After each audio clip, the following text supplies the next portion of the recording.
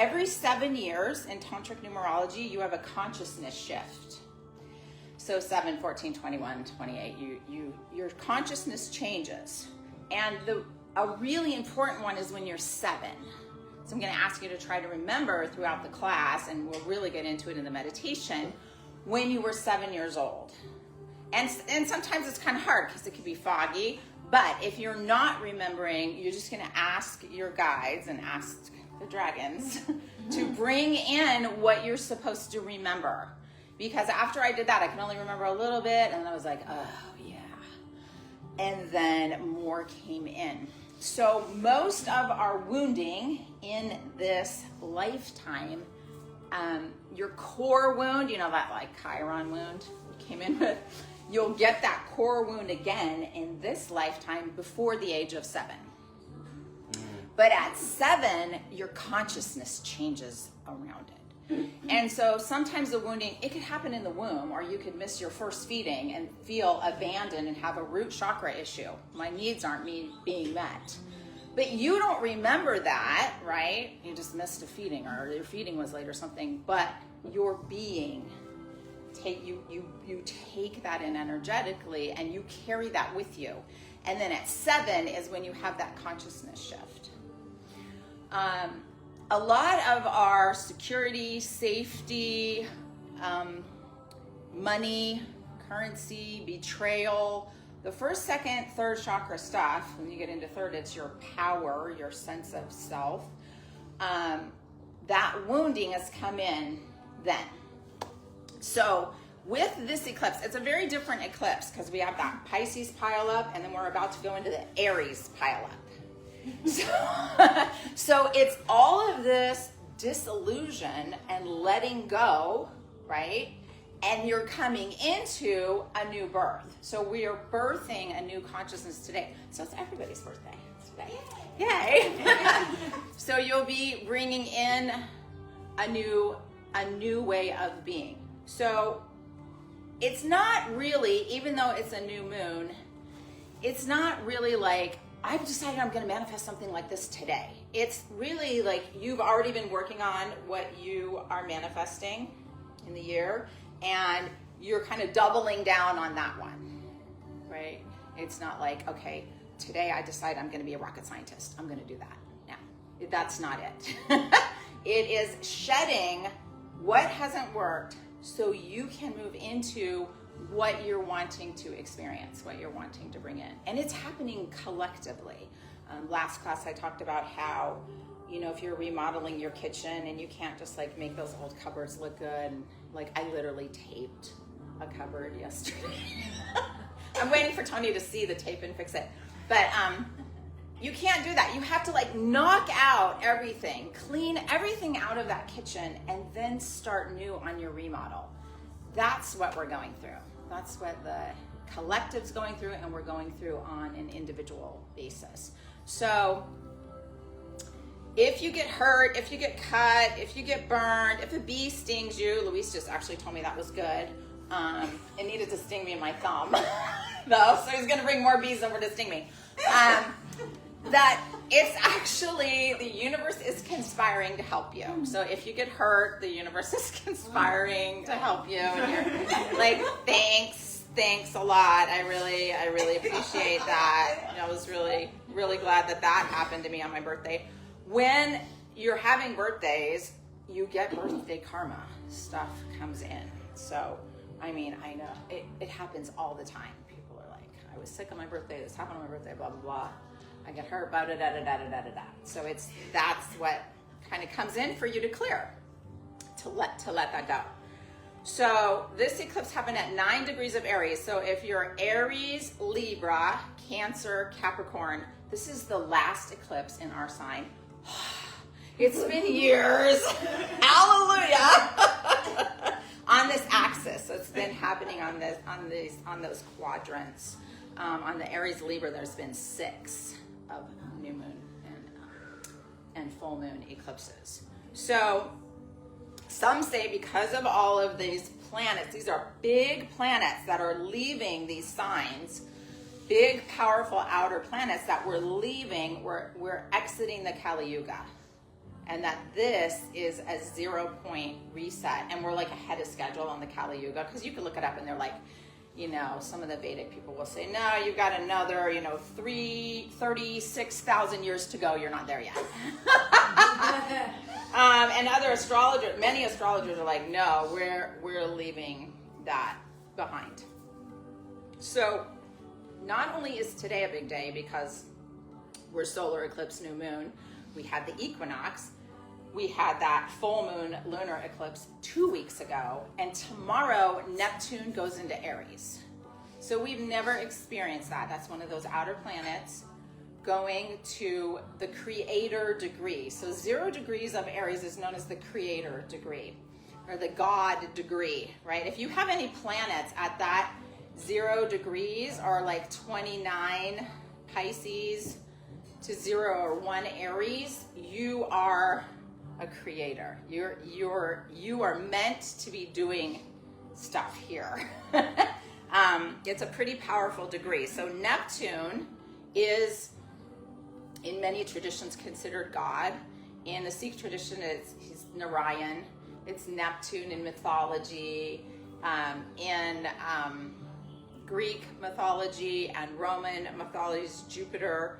So Neptune is God of the sea. So we're working with the elements today, again, since we're still in the equinox energy. So we're working with the water energy, fire energy, earth energy, air, and ether. So Neptune is considered a highly spiritual planet, the most spiritual planet. It's also considered illusion and delusion. So Neptune looks like a water planet because it's blue, but it's a fake because it's all gases. So the gases appear blue. It's not even really a water planet. There's no water, we don't think, and they're not out there yet. But it's very interesting that we consider Neptune a water planet and it's not. That's part of the illusion. It also represents, it's the ruler of Pisces, and it's moving into Aries over this creator degree. It hasn't been there for 165 years, so we've never experienced it. We have no idea. You know, if you look at history, the day after Neptune entered Aries was the start of the Civil War in the United States. And you kind of see rumblings of that now, the sides fighting with each other and all that sort of stuff. But if you think about the Civil War, that was really about ending slavery. Like, just even the thought of slavery is like, are you kidding me? Like, how horrific it is even to think about that. So there was this real faction of this, we are not going forward with this anymore. This slavery thing is not going to happen anymore here. And then, of course, we had like, I moved you up here, honey, with me. You can tell he's like, what is going on? Come here, you can be here, or you can be there, wherever you want to be. All right. Okay, so the other part of the astrology besides Neptune is Celestia. So Celestia is mermaid energy. She is one of the outer planets, way far out there, like past Pluto, the Kuiper Belt objects. And those are considered dwarf planets now. You know how they changed Pluto, it's a planet, then it wasn't a planet, now it's a dwarf planet. She's one of those. Yeah, so she's this mermaid energy, and she's represented by the sparkling light codes that reflect off the water. So when you're looking at the ocean and the sun is shining off and the ocean's moving and all these beautiful lights, or it doesn't even have to be the ocean, it could be your swimming pool, it could be your cup of water if we get like enough sun, that the light shimmering off of that. So she is a highly regenerative mermaid energy that comes in, and she's considered one of a consort to Narayan or Neptune. So a lot of the sea goddess. And today is International Mermaids Day. It is? Wow. See? So that has to be, I love that. Thank you for telling me that. That's so perfect. International Mermaids Day. Worldwide. Worldwide, I love it. So anything with those two things happening on the sun, anything that is happening around really the liberation of our oceans, like any pollution of the ocean, what we are doing, it's not going to be stood for anymore. We're just going to say enough. I highly, highly recommend you watch the documentary Buy Now. Has anyone watched it? The Amazon documentary. Buy Now. You know, the Buy Now button. That's how you can remember it. And it shows how, I mean, we're just such a consuming society, how nobody needs any more clothes, even though I got you clothes on your birthday. There's your birthday present right there. Okay. I'm gonna have a thing with Tony where I change the Amazon login and then he could change it so we can't get in. But it just shows you all these third world countries. It shows you Indonesia, Thailand, places in Africa. The beaches are just covered in clothing and shoes and plastic and electronics. You guess how many iPhones are thrown away a day? Your phones. 13 million a day. And it shows these poor people literally in slave-like conditions, and they've got masks on and stuff, but they're breaking them up, and it's just, there is no away when you throw something away. There's no away. Just because we don't see it right here doesn't mean it isn't there. So there's it's like the size of Manhattan, the mounds of trash. So I really want you to watch it. If it's too long for you, just kind of go toward the end if you get bored. But remember how Amazon was saying the drivers were striking? Do you remember that? It wasn't really the drivers, it was the corporate people. And they were what you're doing, because they've programmed you to think that you need it, and it's so easy to click the Buy Now button. And it'll be here maybe this afternoon. So it's a program that we bought into, and it's like an addiction. It's just another addiction, which Neptune and Pisces also rules. So I think we'll all be coming out of that more aware of what we're doing to the planet. But it was the corporate people, and he subsequently fired, of course, those corporate people that organized all those protests and walked out. So Selassie is exactly on that degree. And the last eclipse in Libra, the last solar eclipse in Libra, she was exactly opposing that degree. So she's been at work for a while. I have taught before how you guys could get your cellular memory upgrade of who you are as an angelic human by just going to the ocean and staring at the sunlight on the water. Go when it's starting to set, and it is really powerful. And you don't have to be at an ocean. You could do it anywhere. There's light coats everywhere. And now once you see them, you can't stop seeing them. They're glistening on the trees. It's just right. It's so amazing. So she's the regenerative sea goddess. Okay.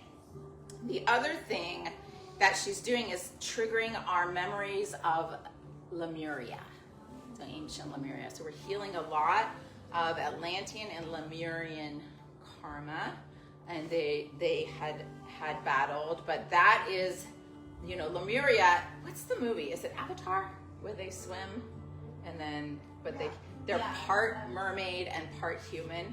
That's that Lemuria energy, that 12th gate energy. So through a more water and plasma world that we became human.